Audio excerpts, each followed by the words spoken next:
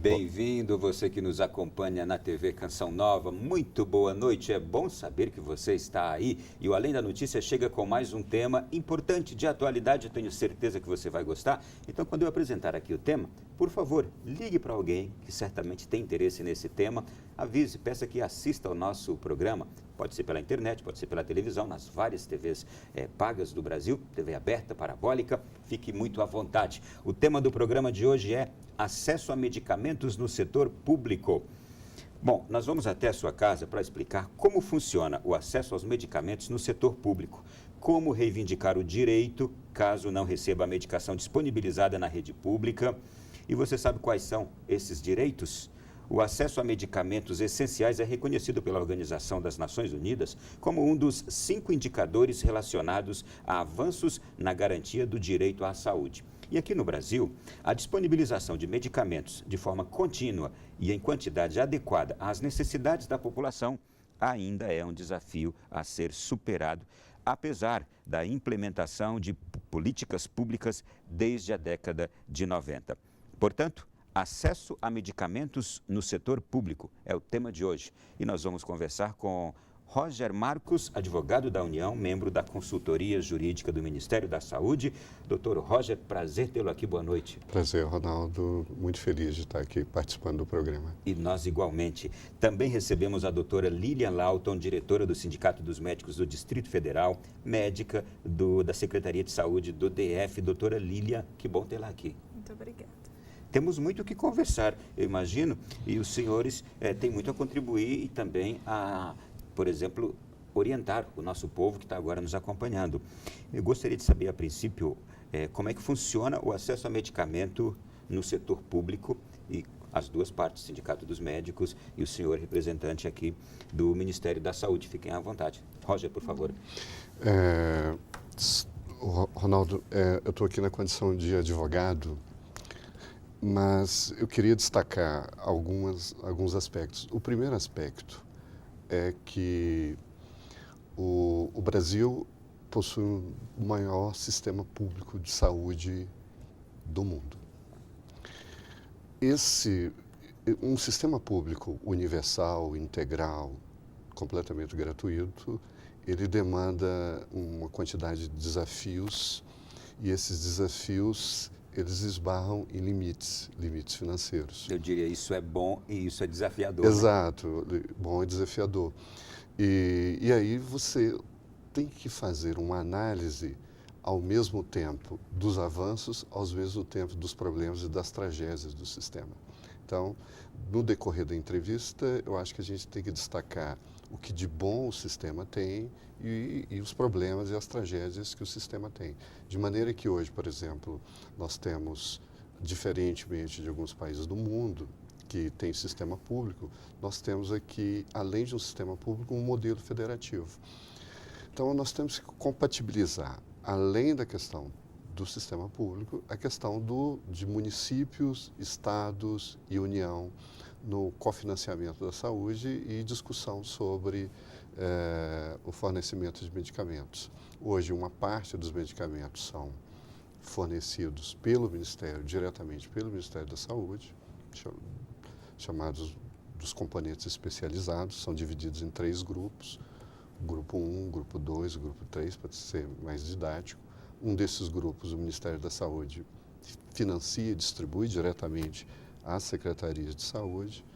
Um outro grupo, o Ministério financia, mas deixa a distribuição com os estados. E um outro grupo, que é o grupo dos medicamentos mais básicos, os municípios fornecem.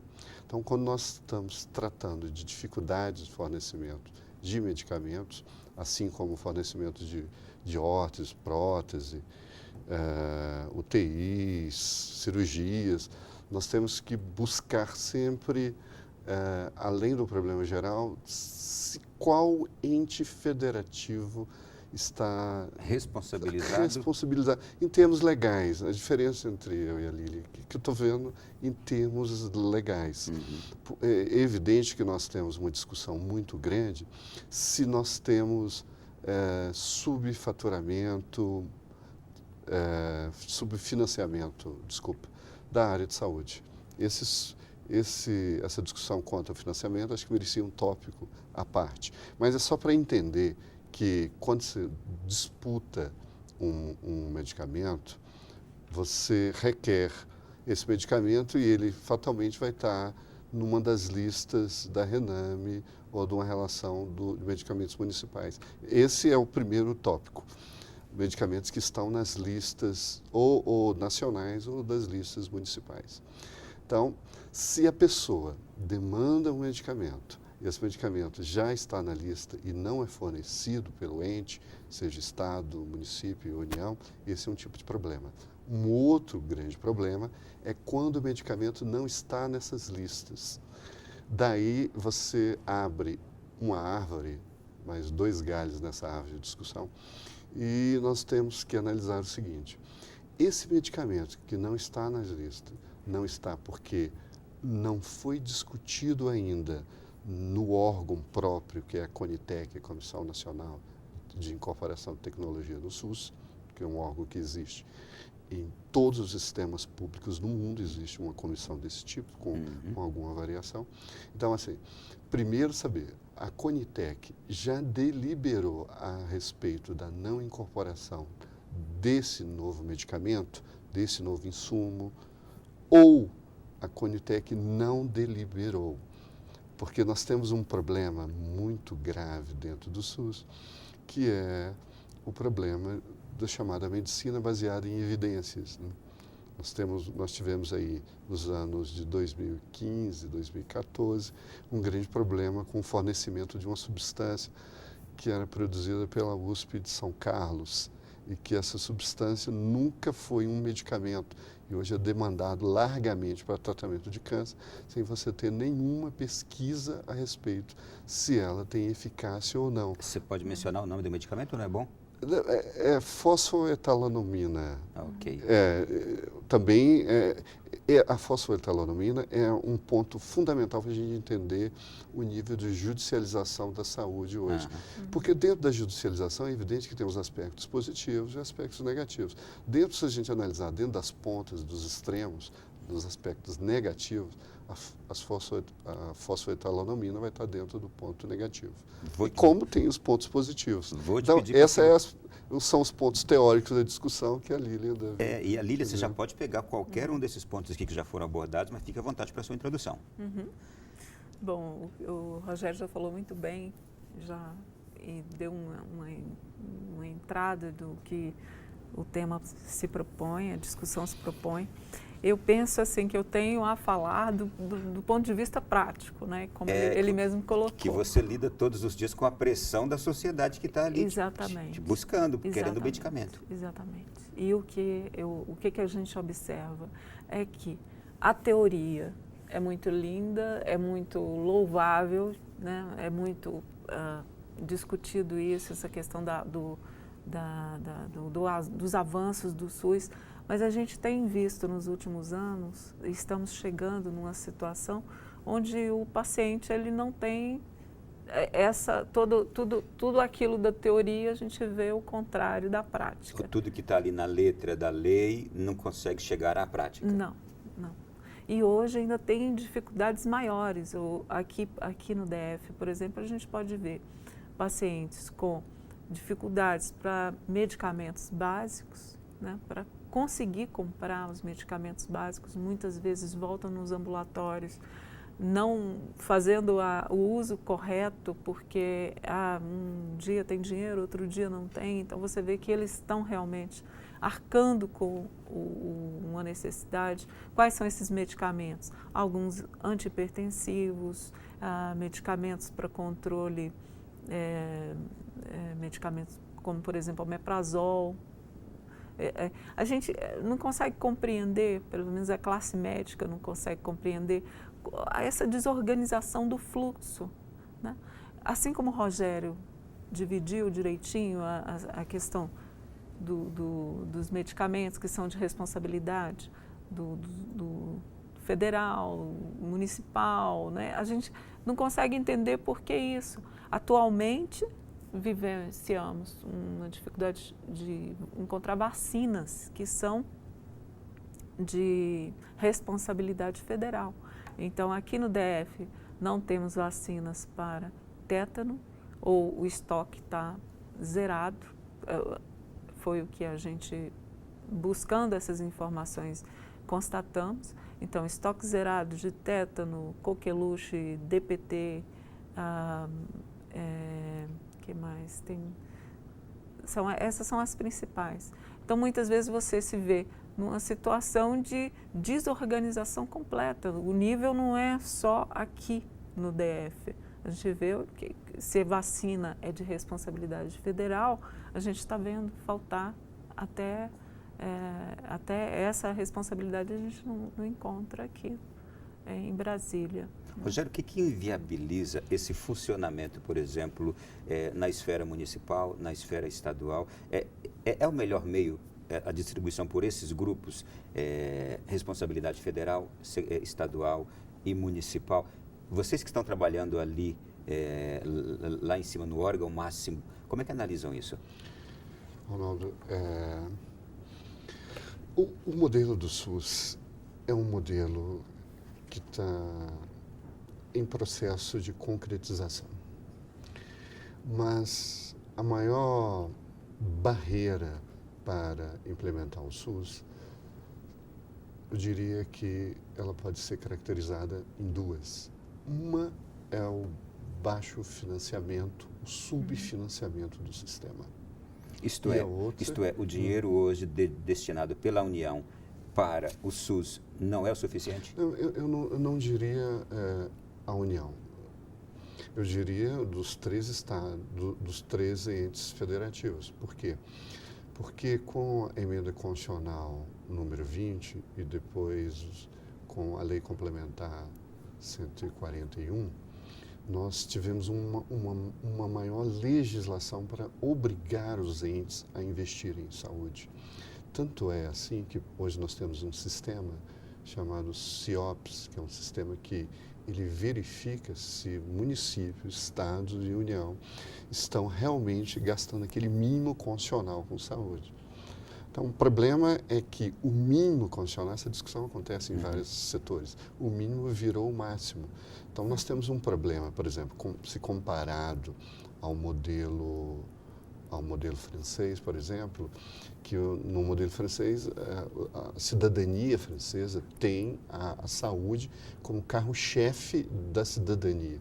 Eu acho que talvez falta aqui a gente ter um modelo que seja a saúde como carro-chefe da cidadania. Nós tivemos aí várias passeatas no ano de 2014, 2015, pedindo mudanças na política, mas o interessante é que dentro dessas passeatas, as mesmas pessoas que pediam mudanças na saúde são as mesmas pessoas que às vezes, têm uma linha política de pessoas que querem o desmonte do SUS como privatização do sistema.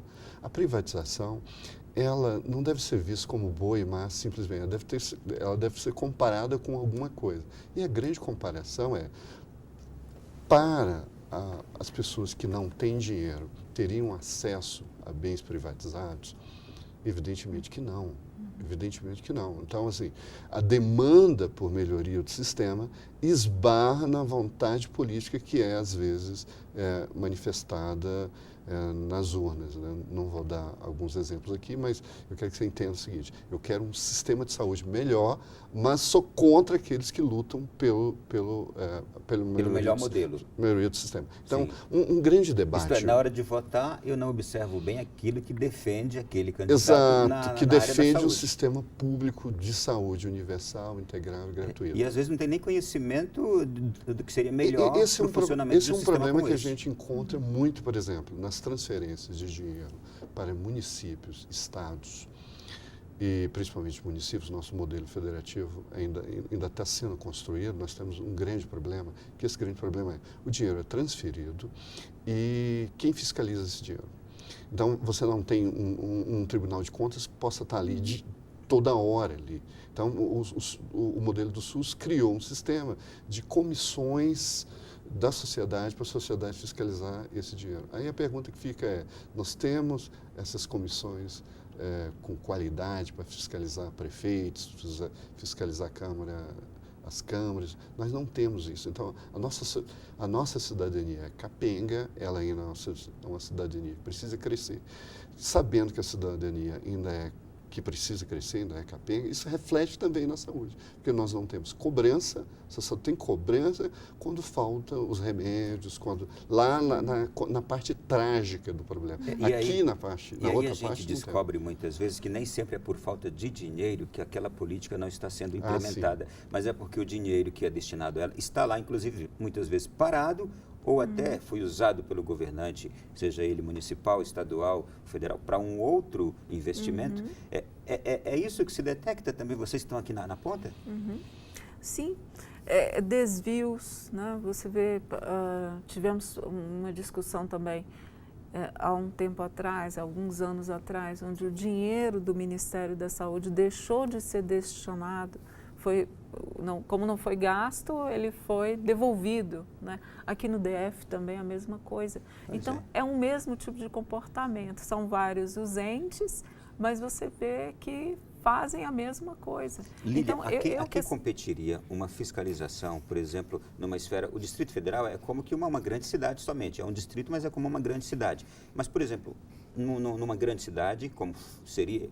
Se temos aqui o Distrito Federal como se fosse, ou numa pequena cidade, a quem competiria essa fiscalização para ver se a verba destinada para compra de medicamentos, fornecimento gratuitamente para as pessoas, para o público, a quem competiria essa fiscalização? Eu acredito que você deveria, enquanto não temos essa cidadania, como o Rogério colocou, que talvez seria o ideal, as pessoas gritam quando já estão exauridas na sua incapacidade. Grita para o doutor no seu ambulatório que fica muitas vezes impotente. No caso das pequenas cidades, vão na rádio local, vão em alguém ali local que tem uma voz mais forte, vão no vereador, mas já quando as coisas estão no caos. Como não temos ainda esse olhar cidadão, ou esse entendimento, talvez isso dificulta ainda mais as pessoas buscarem uma forma de reivindicação mais efetiva, né? A gente sempre fica encontrando os arremedos que os próprios pacientes já têm. Eu não tenho como comprar o medicamento, vou pegar um empréstimo, vou pedir para o meu vizinho. Então, você vê essas situações de resolução que não chegam à discussão máxima de onde que está a origem desse problema, por que isso está faltando. Eu acho que a sociedade ela não tem esse conhecimento, ela não sabe buscar. A gente está falando de um compromisso cidadão, uma investigação cidadã, mas há também um órgão público responsável por essa fiscalização, não é, Roger? Sim. Claro. Essa discussão, hoje ela está no Tribunal de Contas da União. Uma discussão no seguinte ponto. Posso pedir para você explicar no próximo bloco? Posso. Que merece esse destaque. A gente já está esgotado nesse primeiro. A gente volta daqui a pouco e o tema do nosso programa hoje é acesso a medicamentos no setor público.